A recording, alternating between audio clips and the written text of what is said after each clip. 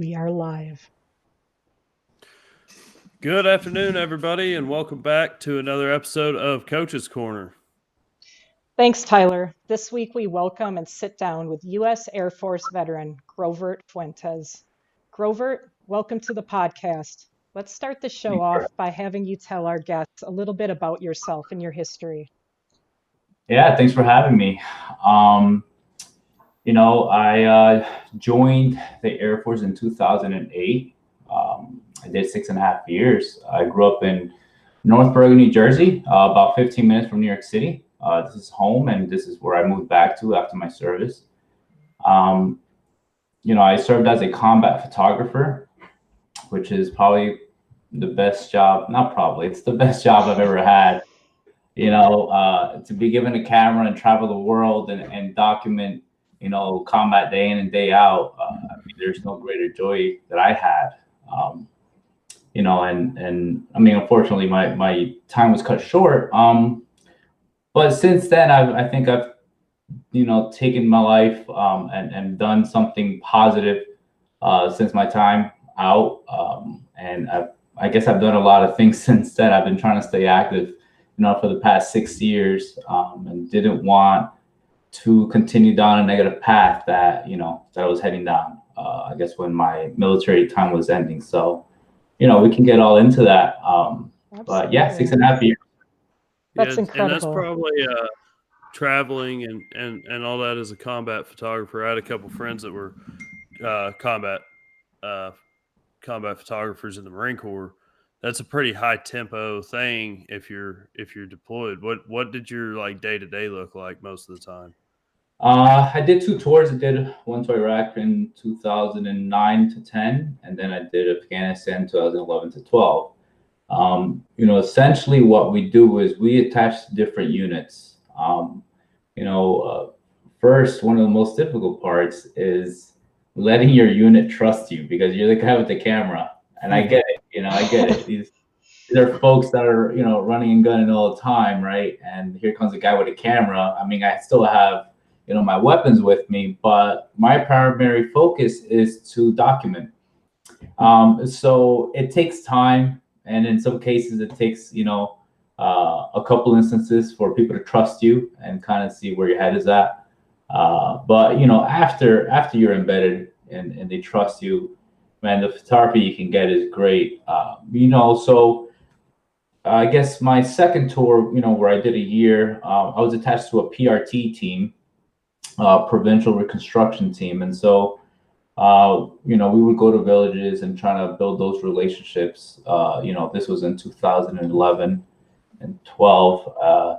And so we would try to work with village elders, try to build those relationships so they don't go, with the enemy, see what they need, see how we can help their community, train the Afghan National Army, the Afghan local police, etc., to kind of be able to sustain themselves. I think our mission and goal was to try to train them as best as we could, so they can manage and run their own country. So, day in, we were traveling just to different villages and kind of going to unknown territories. I was the sole photographer for my team, but we had 4 different squads and 4 different FOBs, 4 different bases. So because I was one guy, I was always moving around from FOB to FOB to FOB, going with a different squad every single time. So I'll go to one FOB for 3 weeks at a time. I'll go to a COP for 2 weeks at a time and just rotate.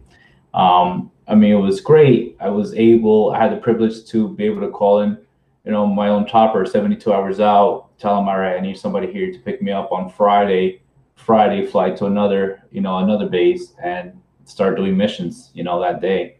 So, it was great, wake up, go to the briefings, go on a mission, come back, everyone, cleans their weapons, takes care of the vehicles. I would do the same just so they can trust me and, build that relationship. And then late at night, start editing the photos I got that day, put them into a server called Divots, which is where the media picks up all the photography, go to sleep. The next morning I wake up, and you know CBS uses it, MSNBC, Gosh. Time, The Atlantic, all these big names use it. And for me, that was like the best feeling in the world to Oh, know I can't that even this imagine. That's incredible. Yeah. That must have this just, happened 12 hours wow. ago. I took a photo, edited it, I put it out, I put it on the server, I go to sleep, I wake up, and every morning I Googled myself, Heck yeah, I because would that's, too. they give credit.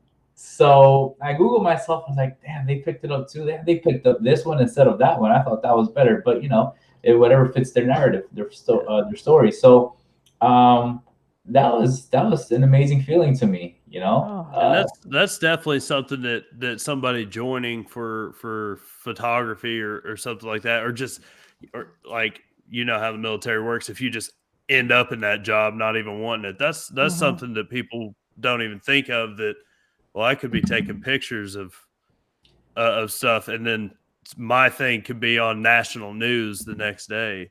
I fit that description because I went open general. I didn't. Yeah, so that was exactly what happened to you. And You I'll rolled tell the you this: dice. I was pissed that they gave me photography. I was pissed. I was like, I don't want to. I give me a gun, not a camera. I was livid, you know. Even throughout like the tech training, I didn't want to learn this job, but you do what you're told. I'll tell you this: as soon as I got to my first base, within 1 week, that's when the humanitarian missions were going out to Georgia, Mhm. in 2008. And my first photo got published. I mean, my perspective changed. I mean, this is all I wanted to do from that point on. I was like, I took this photo yesterday. How is it already up? Like, if everyone's seen this photo, and that's it. Like, I just wanted to get published. And within the office, right, at your home base in Garrison, everyone's competing to get, everyone is in the same vicinity, right? All Yeah. the photographers in that base. Let's say you're taking photos of, a bunch of humanitarian aid going to, getting on an aircraft. So we're on the same vicinity. We're all competing to get our photo picked up instead of theirs. So it becomes a Oh, competition, and jeez. I'm extremely competitive. So that's where the addiction came in. Oh, So man, yeah. that's a pretty sounds like a high op tempo of where you're continuously going. You're either continuously going out on a mission, or you're going to another fob with another squad to do more missions. You know, so transitioning back into that civilian sector and slowing down probably pretty much immediately, that's what makes that transition hard, isn't it? Yeah, that's where everything went downhill for me. That's where I hated, not having a camera. I hated being back here. I hated, being in an area where people just, let's say I move back home and I have friends that I've been friends with for a while, but we can't relate. Unfortunately, I've done things that they haven't, and they've done that I haven't, and vice Yep. versa. Mhm. Don't get me wrong; most of them were in college and enjoying, their time. Well, we've been to a couple wars already and done a lot of things. It was hard to relate, come back. The only thing we can do, right, that kind of everyone has done is go out and have drinks, have dinner, have drinks, go to a bar, whatever, which is also was leading me down the wrong hole as well that I didn't want to go. Yeah. Right. So, yeah, I hated it because that was my passion. I mean, you literally steal someone's passion. It's like, let's say a football player having a lifelong injury, at the beginning of his NFL career. Like, man, you got a taste, and Yeah. that's it. Like, it sucks. That's where depression comes in, like, fast. So, you obviously, when you get home, you've gone from this job that you absolutely loved and you had this great passion for in this combat photography. Did you look right away to other forms of photography, and kind of what did that look like, and what was that experience like as you kind of tried to navigate it? Yeah, I mean, I as soon as like my injury happened in 2012, and I already had a third deployment kind of like prep for me. I came back in March, and they're like October, like another rotation for you with this team. I was like, perfect, like send me out. But I knew I was like, my back was messed up at that time. And like, just rehab as much as you can. I was like, don't worry, I'm working on it. Like, I want to go back. That's all I want to do. And it just kept getting worse and worse. So in that meantime, I was like, you know what, I don't want to lose my touch. Let me try different types of photography. I did modeling, kids, family, children, portraits, weddings, you name it. I was like, let's see what else. And nothing, lived up to combat photography. Nothing gave me that rush and that feeling again. And nothing ever has until this day, nothing ever has. Where do you, because that's something, that a lot of veterans can relate to, Grovert. So kind of acknowledging that perhaps you will never be able to fill that piece. What does that look like for you, or how do you kind of come to terms with that, or do you look at that as something that's a lifelong journey? Yeah, I think I feel like at this point I've accepted it. I probably won't. I've lowered my expectations, you can say. If I keep trying new things, trying to find that something that hits that adrenaline, or something that gives me that same type of fulfillment, I'll be let down over and over and over again, right?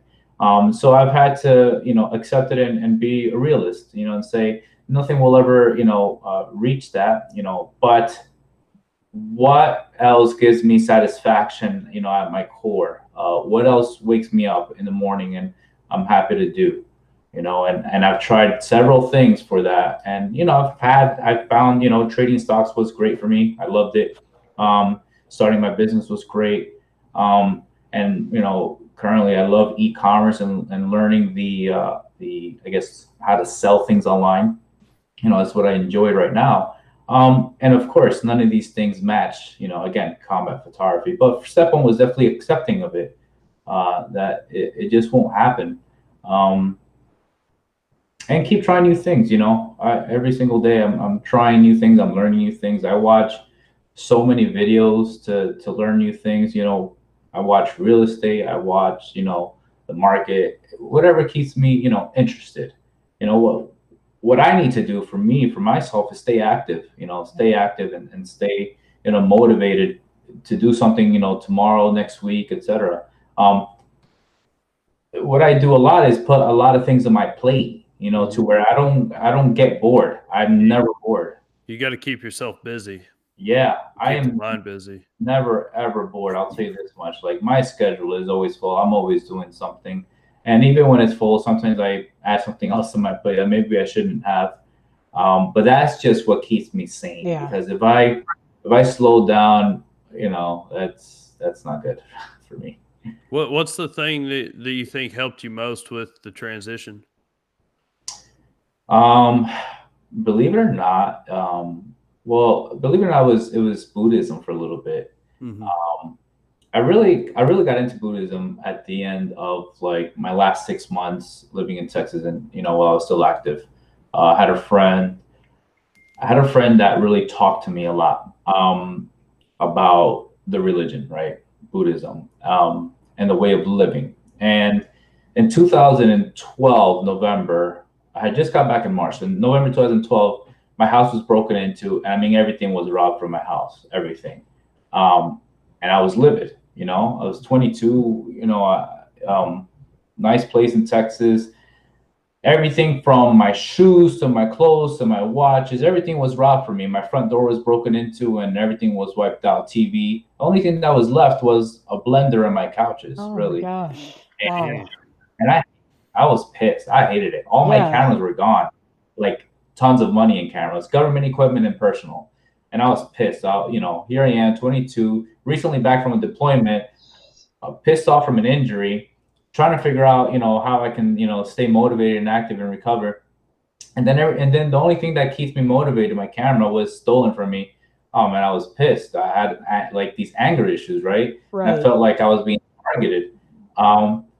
And so my friend talked to me about Buddhism, and she told me things will always happen to you. And this is literally like kind of like a life lesson I always share with everyone.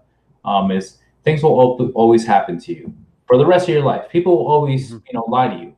People will always cheat. People will always steal. And there's no going away from that. The only thing you have control over is your reaction to those things. Yeah. You don't have, that's the one thing you can control. And it takes practice. It's not easy, you know. Of course, somebody can lie to me today and maybe I'll get a little bit irked, right? But I won't get like how I used to be. Definitely not. I've come a long way. But it's mental control, and it has just taken time, patience, and just, I guess, practice. And obviously, practice is not the good thing, the good way to learn it, because you know that means things have happened to you that you had to practice it. But you know, there's a blessing in everything that happens. Yeah. You know, so accepting that I have control over my life was step one, and that's like a Buddhism like core thing, right? Yeah.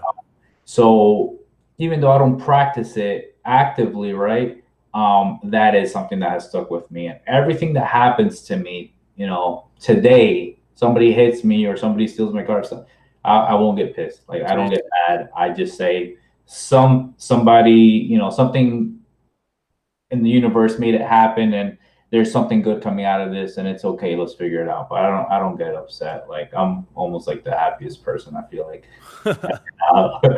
So you still definitely like retain the like core values of that religion. I guess you could say. Yeah, you can say that. That makes sense. Yeah, makes that sense. does. I think there's so much to be said to that, obviously, and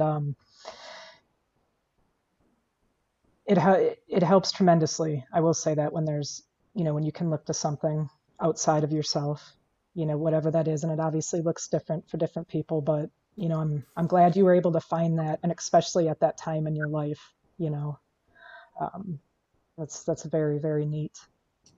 Let's talk a little bit, Grovert, about, you know, you have an advanced degree.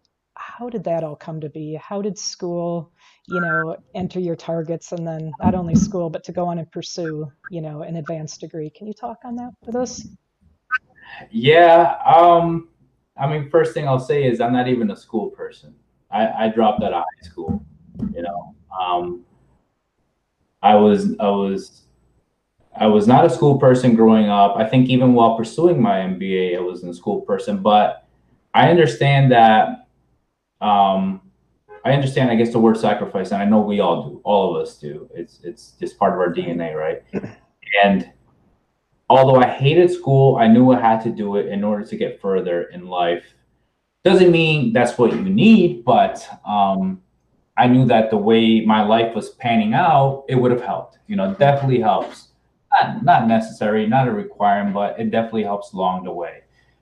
So I got out of the military, and you know, I knew about the GI Bill. I had the post 9/11 GI Bill, and you know, even 4 or 5 months out from getting out, you know, I was waiting on that retirement date, waiting for that to happen. I had already the school picked out. I knew where I was going. I knew where I was moving back to. I knew the schedule. As soon as it gave me the date of retirement when I can move back, I was going to school as soon as I can, coming back. So I planned that. That was all planned. You know, I knew when I was going to go to Berkeley. So as soon as I landed here, I think like 4 days later, I was sitting in a classroom. I hadn't even unpacked yet, but I was in a classroom because, again, if I don't stay busy, then, you know, I'm not doing it, you know. So I started going to school. I met a lot of veterans, and, you know, luckily for me, that school is where I met Jose, who introduced me to Cal. That school had a lot of veterans. It was a very, very veteran-friendly school, and that's what I needed. Yeah. You know, anybody that has gone to school after the military service understands that your fear is that you're going to be this old man in class. You know, like the funny meme of Adam Sandler. Oh, totally. I forget the movie. He's in a class. Billy Madison. Yeah, Billy back Madison, to school. right? Yep. Yeah, you definitely feel a little bit like Billy Madison. I know I did. So weird. You know, I hated it in the classroom, but there was a couple of veterans, and so we, you know, sat together and talked and whatnot. Go to the veterans room and, you know, talk more veteran stuff, I guess, military stuff, and people even like knew each other there from like their time in service, which is cool. So, I think I chose the right school. I graduated and I had transitioned to the voc rehab program, which is an amazing program for any veterans listening. Um, that is, I think, by far one of the best programs that you can switch over to.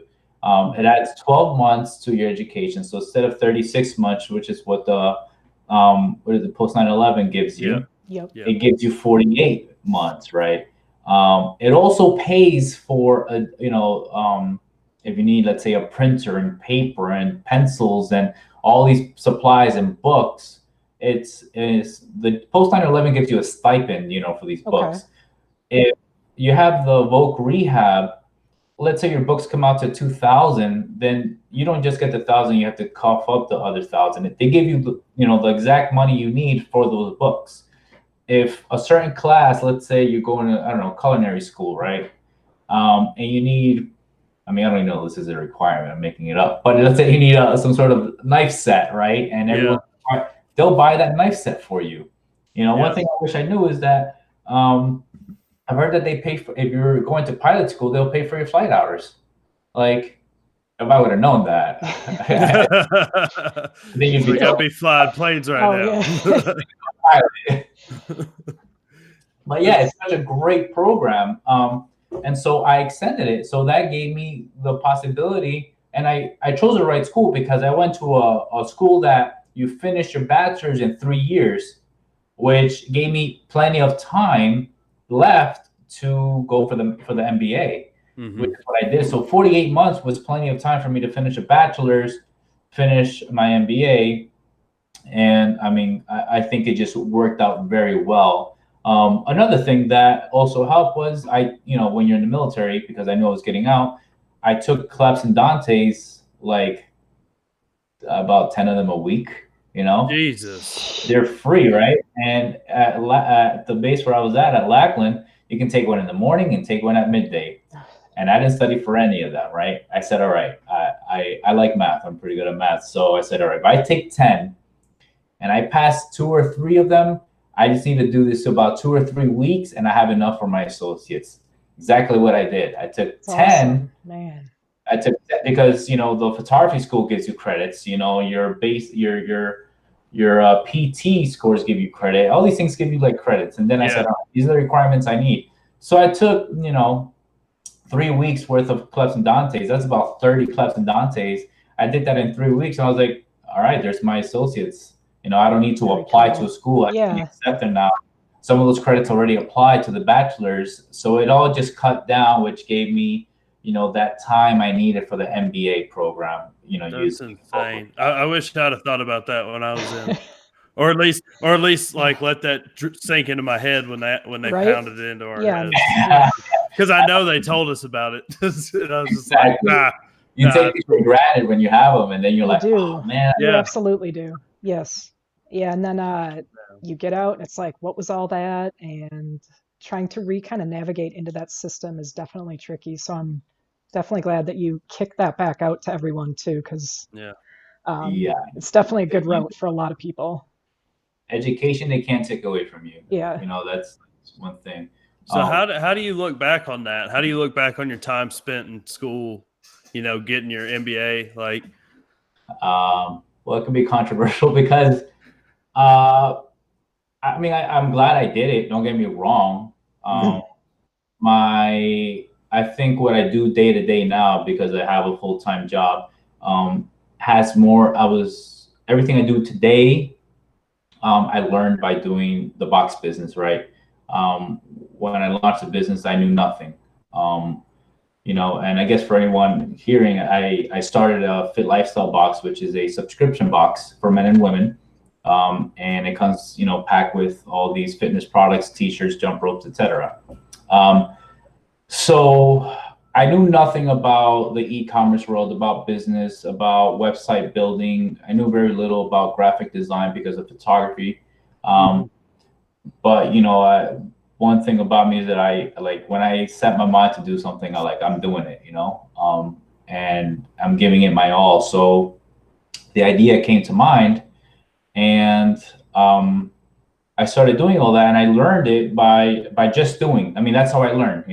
Like, all right, let's learn this. Let's influencer marketing. Let's learn affiliate marketing. Let's learn email marketing. Let's learn graphic design. And what I do today is because of that. It's not really because of the school. Yeah. Perhaps the schooling and the degrees help me get my foot in the door.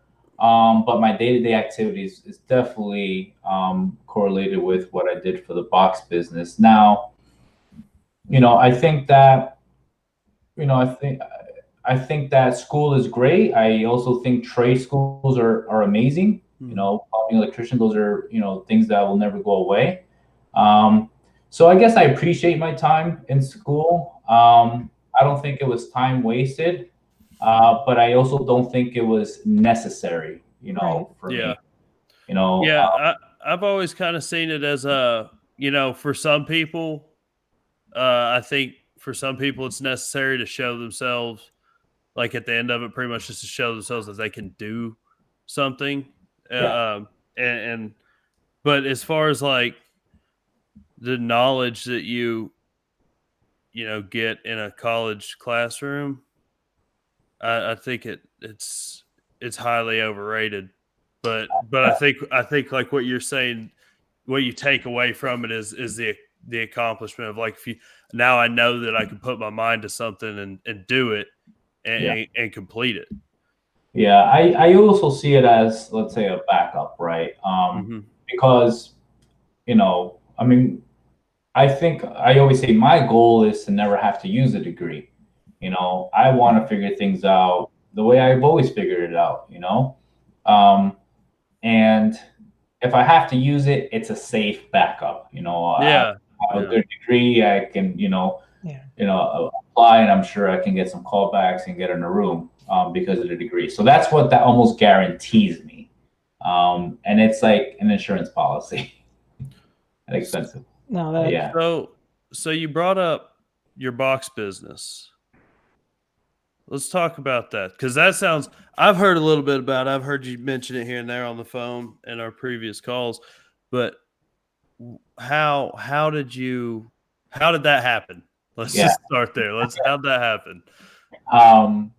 So I found out about Birchbox.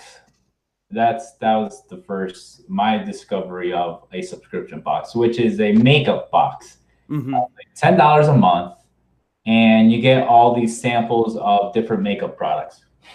And they're small samples, just enough for you to try, right? And the problem is that, if you want to try a lipstick or foundation, I don't really know makeup stuff, you spend $30, $40 on it, maybe 20, I don't know. And if you don't like it, you used it, that's it, so be it. They made their money and you lost your money. So it became really popular because people wanted to try these items before they bought them. Yep. Right. So you get 4 to 5 products for $10, and it's a marketing, it's a marketing channel for the big products as well, right? Let's say you're a small company, you have these foundations. People don't want to try you out because you're new. People haven't heard of you. Like, they're going to know reputable brands. But if I give you a sample and you like it, will you buy it now, right? So it helped people discover new products. It helped people not lose money or waste money on products they don't need. So there was a lot of pros, right? And this company, Birchbox, which was founded by 2 women from Harvard, they figured it all out, and they were making money, right? Like, okay, all we're doing is getting free samples from these companies, giving it to the people that are asking for it. We're paying for shipping, so they just make a small difference, right? Business-wise, genius, in my opinion. The fitness world is very similar, because I'm sure we've all bought a pre-workout and you ask a guy at Vitamin Shop or GNC, what do you think it has? And like, that's the one I take, and that's always what they say. Yeah. And they're always using every supplement that you ask about. Apparently, right?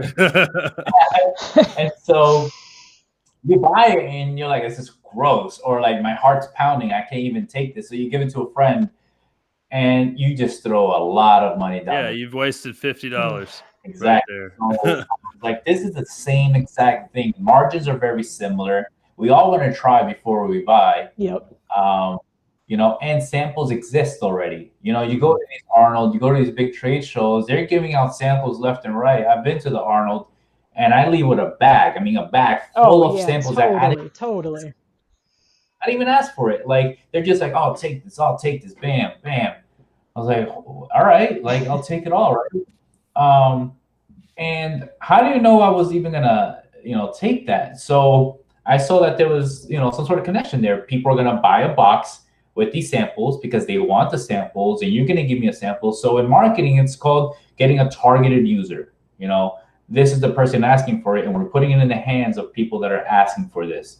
And in turn, you may get a new, customer because they like your product. If your product sucks, they won't buy it, or if they just don't match with your product. So I thought it was great. So I was like, I mean, I love the idea, but now what do I do? That was literally my next step. Like, I mean, I think of ideas every single day, but where do you start? And actually starting is the hardest part. What was that actionable plan for you then? So you'd really identified, this great idea, and you knew you had something. How did you actionably make this into a company? I mean, first I researched, how do I get products? Then I researched, is there people that would actually buy this? I researched competitors, and there was a few boxes out there, maybe about 3 or 4. I researched, all right, how to design a logo. Who can I hire for a logo? How do I design this website? What makes a website? What is the flow of website flow? How do people pay?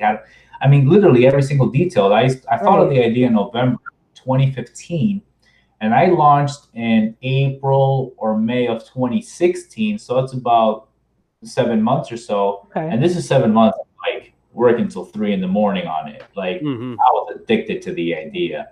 The more you work on it, you're like, the more I think at one point I was like, all right, like, I'm researching. I thought this whole time I'm researching. In my mind, I wasn't building a company. In my mind, I was researching how to do it. And I was like, let's see how a logo would look like. Oh, this logo is pretty cool. Let's see how I could even design. By the time I knew it, I was like, I think I did everything I need to just announce it and launch it, right? That's awesome. So I think, let's say March of 2016, I was like, all right, I'm doing it. Let me buy the boxes. Let me buy the products. Let me do this and let me sell them. Like, I did all the research. I kind of put it in place for me to just kind of like activate everything, sign the contract with the distributors, sign the contract with the box manufacturers, sign the contract with a designer to design. Like, I was, in my mind, this whole time I'm researching. And then, I kind of did it. Like, that's it. I come from a family of entrepreneurs. My mom has had a few restaurants. Grandfather had farms and restaurants and apartments and all this and that. Father owns construction, so it's always been my family. I just never done something on my own. And when I mentioned the idea of an online subscription business, like, what the hell is that? Like, go to a restaurant or something. That's not brick and mortar. What do you mean? Yeah, where you're selling, like, in your house. No one's gonna come. I was like, no, nobody needs to come to my house. So yeah, I launched. Like, I just did it. That's it. What were those? You said your whole. Sorry, go ahead, no, Melissa. No, go on, Tyler. Go on. No, you said your family. You come from a line of entrepreneurs. Yeah. So, was you being a business owner always there in your head, or was that just something that came about after the Air Force, to like give you that drive back, or what? When I was in the military, I didn't see business as a thing. I've always liked business. I've worked, at a very young age. 8, 9, 10 years old, my mom was taking me to work, and we were selling bread. It's I swear. We were getting home at 10 o'clock at night selling bread, and she would do my homework, and I would go to sleep. And in the morning, she told me what she did, so I don't look like a dumbass. Well, that's in school, right? Oh, man. But this was her way of hustling and making it happen. And so, yeah, it's always been in my blood to do something. But in the military, that wasn't the plan. But, as I think back, even when I was in the Air Force, I designed and sold T-shirts, you know,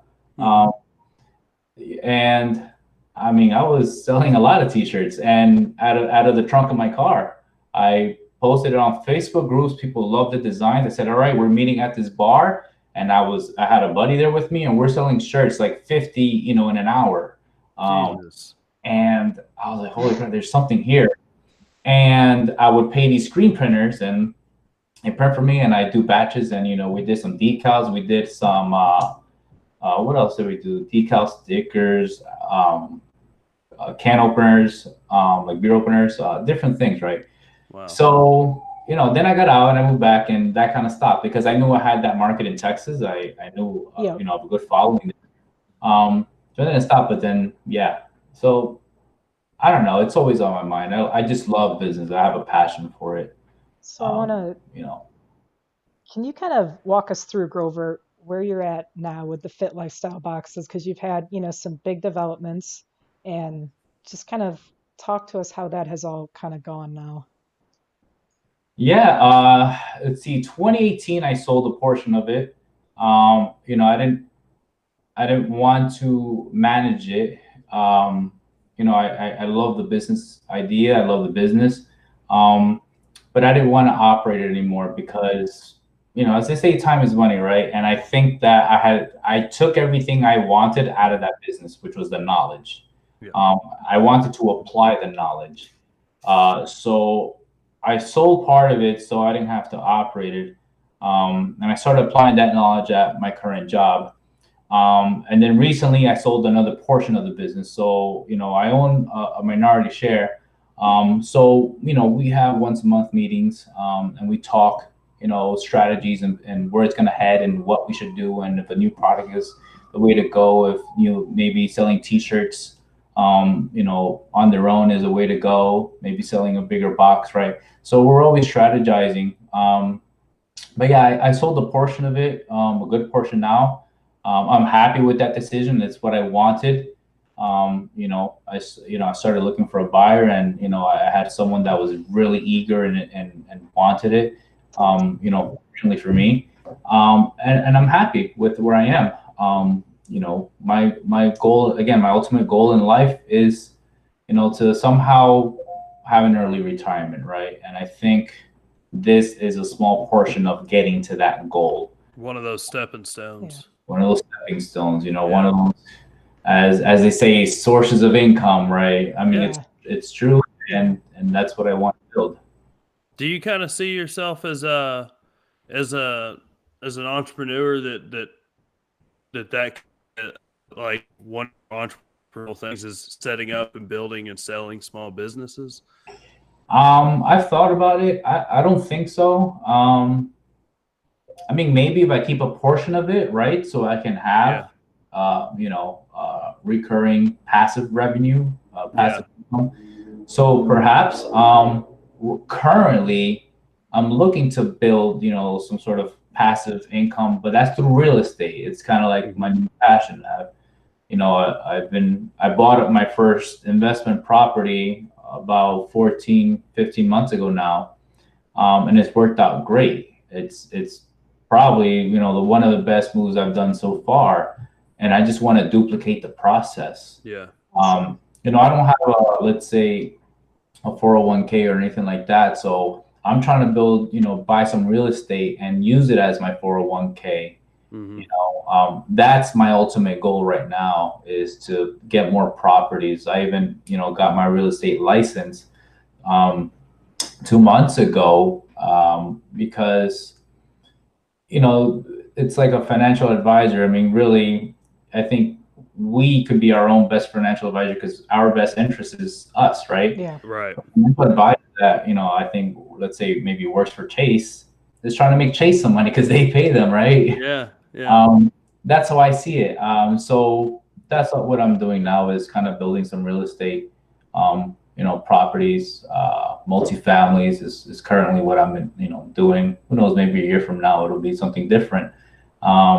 But so far it's worked out very well. And that's kind of where I'm at, is that's how I want to get there, through the multiple sources of income, but the source of properties. Yeah. Very cool. Building up that rental empire. That's Yeah. the goal. That's the So, goal. so Grovert, I want to transition here and I want to talk about catch a lift with you. So let's, Yeah. go back to, when you were at Berkeley and kind of what happened and tell us about how you found catch a lift and, kind of your experience and what the organization has meant to you. So going back to 2015, I think the timing of it was, I mean, incredible. Because that is the time when Catch a Lift came into my life, is when I was back at school and I was, the old man in the classroom, looking for different veterans to communicate with Yeah. and connect with. At the same time, it's when I was like, all right, I need to get, more into fitness, because I'm just hanging out with the wrong group of people, I was going to school in New York City, pretty much from the morning to the evening, because I always wanted to take an evening class. I love New York at night.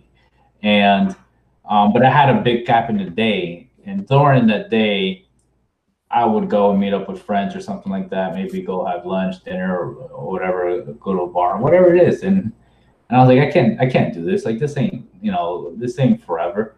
And I wanted to go to a gym in the city. And then Jose Pagan's like, dude, check out Catch a Lift. I just found out about them. So signed up and they connected me with a gym in the city. And that is what I did during that large break, in the middle of classes, is I went to the gym. And the benefits from that just trickled in. And, sometimes things happen so fast you don't even notice, right? Yeah, absolutely. I got really involved in the gym community. I was making friends at the gym. Going back to, let's say, class at night with a gym bag, and they're like, "Where'd you come from?" I was like, "Oh, I was at the gym next door," And then, connecting with different veterans and having someone to talk to is something that Catch a Lift also provides, which is what I love, And I've never been let down by any like call recipient, right? Anytime I reached out, I always got a response. I always got, someone to listen to me. I've gained some like lifetime friends, through Catch a Lift that I still communicate with and send texts, group texts and pictures and FaceTime and whatnot, which is what I love. Ultimately, Catch a Lift took me in 2015. I think that summer in November of that same year is when I started the box business. So I was just heavily involved, and I was like in the gym, working, school, and then starting the business at night, and that was my routine. And it all worked out, and the benefits of being active in the gym just trickled in. Like, I had more energy to, research the business at night. I had more energy to do this. And then I was like looking at new products because I was so heavily involved in the gym that I was like, oh, this product can probably work in the box too. And so like, I was just really involved in it. And that's, again, the timing of Catch a Lift entering my life was just like, it couldn't have been more perfect. Yeah. And again, and then the community is huge. That's what I love about it. The community, the camaraderie. I love it, meeting up, in Connecticut and working out. And this is something, although we're all over the country, once we get together, it's like we've been like, talking and seeing each other every single day throughout the year. No time has passed at all, right? It's seriously like, oh, it's all right. Yeah, let's get a workout. Let's go hit these boxing bags. And oh man, it's lovely, and that's what I love. And then, even everyone at Cal, right, the staff.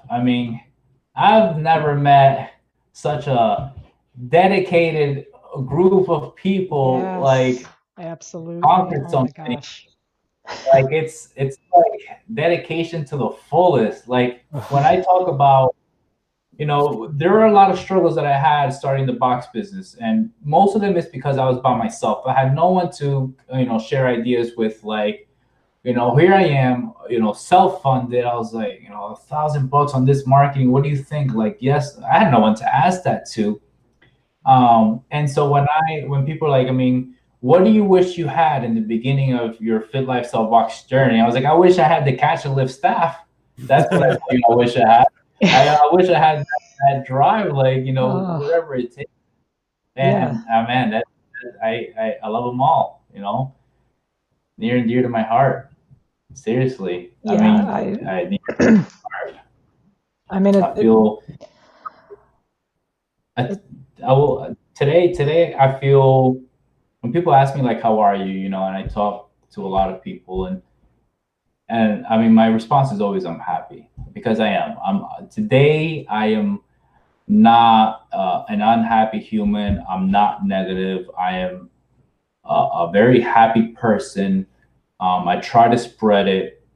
Very rarely do you see me upset about something, and if you do, it's like very short, right? And it's all just because of the way my life panned out. And Catch Live was there at a very important part of that journey. The Yeah, transition period. The transition period is the hardest for a lot of people, and it's absolutely. just again timing. The timing was right when I got out. They were there, and man, I can't thank them enough. Really, Yeah, really. I know. I mean, I know exactly what you're saying in my own way, and I think any Cal veteran listening to this can relate to that.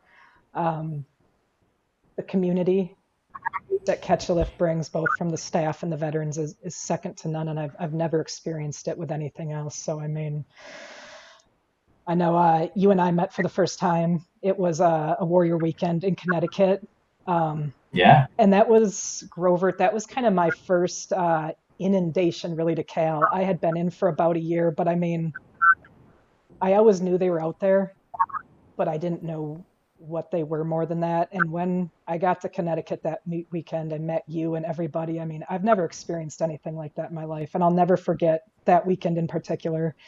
So um, yeah, it's so special. Thank you for Yeah. sharing. Thank you for sharing that piece with us. Yeah, of course. I mean, so much love there, really.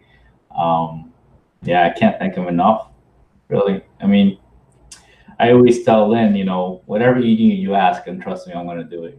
Let me know. Because there's nothing I can do to repay. So, I'm going to do everything I could, but nothing will repay, Yeah. nothing. That's one hell of a story. And Yeah. Lynn says she loves you so much.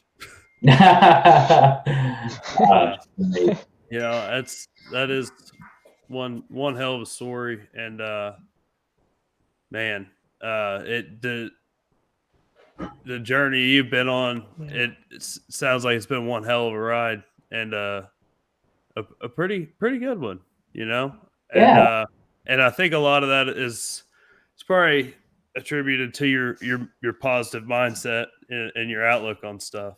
Uh, yeah. but I don't think that there's a better way to end this show and close the show out this week other than on that note, dude. That was something. I'm glad. Um, but that is it for this week. We're running a little long on time, and we will be back next week with the Coach's Corner. Thank you, Grovert, for your time and sharing your story and your energy and spirit with us. It's always a pleasure to get to connect with you again, and I know it was for everybody listening today, too. We want to also invite any veteran members that are on live with us today. Please leave your name in the YouTube comment box if you guys would like to come on and talk with Tyler, Grovert, and myself after. Thank you all again for tuning in. And next week, we will be back again on Wednesday with a very special guest, U.S. Army veteran Aaron King. Aaron King was the teammate of Chris Coughlin in Afghanistan. So next week we will be reflecting on Chris and talking about him. So it's going to be a very special show. Absolutely. Thanks, Grovert, for being on and spreading all your wisdom and positivity. Huge shout out and thanks to Henry and Lynn and background for helping putting this thing together, and a gigantic thank you to ID Technologies for everything that they've done and continue to do for us. And thank you for tuning in again and watching the show and supporting. Till next week, stay Cal strong. Thank you, guys.